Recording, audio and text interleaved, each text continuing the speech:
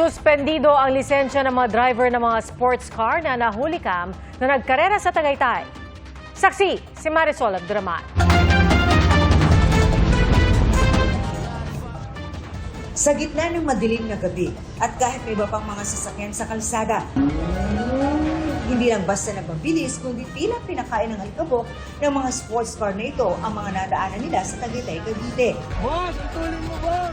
Ang mga nagkarerang driver, ipinatawag na ng Land Transportation Office para magpaliwanag kung bakit hindi sila dapat panagutin. Sinuspindi na rin ng LTO at Department of Transportation ang lisensya ng 6 na nagmaneho ng mga nasabing sports car. 70 araw ang ipinataw ng suspension sa kanilang driver's license. Pagdidi ng kagawaran, hindi nila papayagan ang anumang paglabag sa batas trapiko. Uulitin namin.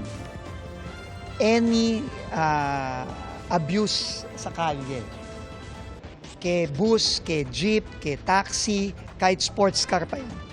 Lahat yan, suspendido yung mga driver niyan. Seryoso ang gobyerno na kapag meron silang ginawang hindi tama sa kalye, may consequence yan. Sinisika pa naming makuha ang panig ng mga driver. Hinihikayat naman ng DOTR ang mga social media user na agad i-report sa kanila ang mga lumalabag na motorista.